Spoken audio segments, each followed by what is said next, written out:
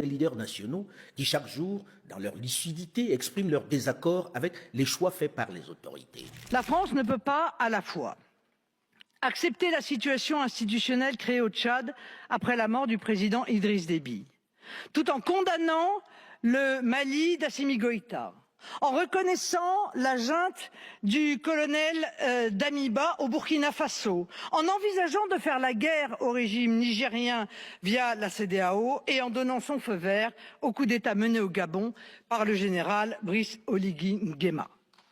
Il arrive un moment où les subtilités théoriques se transforment en arguties rhétoriques qui finissent en douloureuses contorsions et fait le lit du sentiment de deux poids, deux mesures.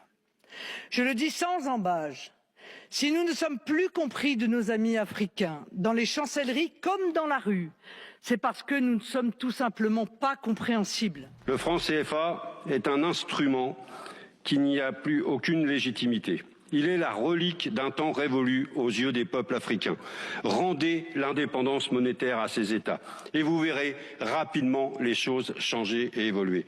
Et ce n'est pas la perfide transformation du franc CFA en éco proposée par Emmanuel Macron qui va changer quelque chose puisqu'elle ne règle rien. Figurez-vous qu'il y a 1,5 million de morts aux confins de l'Europe. 1,5 million.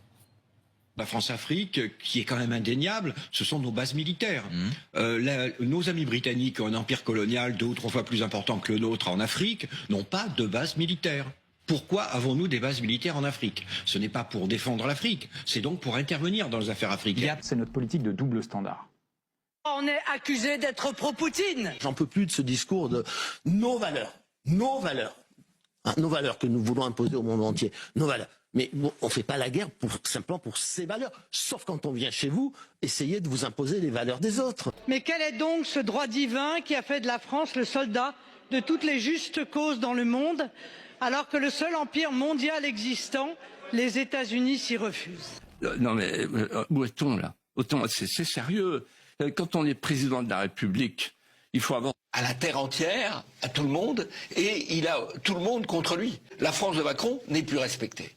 Et je dois dire que je suis quand même absolument stupéfait sur le plan politique de voir qu'une partie des élites françaises continue encore à soutenir un pouvoir qui est discrédité sur la scène internationale. Nous ne sommes pas le Zorro des relations internationales. Nous n'allons pas débarquer en disant nous voulons vérifier que vos institutions sont démocratiques, parce que nous ne le faisons pas en Arabie Saoudite. Donc je ne vois pas pourquoi on le ferait ailleurs. Moi je pense qu'on s'est battu pour la France. Je pense que parfois c'était un peu limite. Je pense qu'il aurait parfois fallu un débat national plus important. Qu'est-ce qui vaut que ces soldats engagent ma responsabilité en tant qu'individu, en tant que citoyen français, en allant tuer des gens? Il y a des modes opératoires qui sont dépassés en Afrique.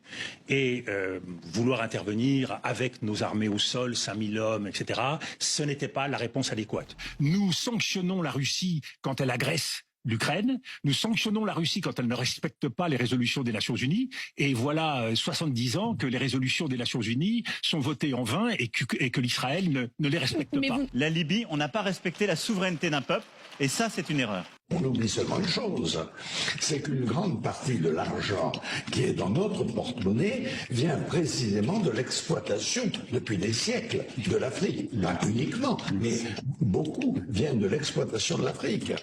Alors, il faut avoir un petit peu de bon sens, je ne dis pas de générosité, de bon sens, de justice, pour rendre aux Africains, je dirais, ce qu'on leur a pris. On va arrêter ici.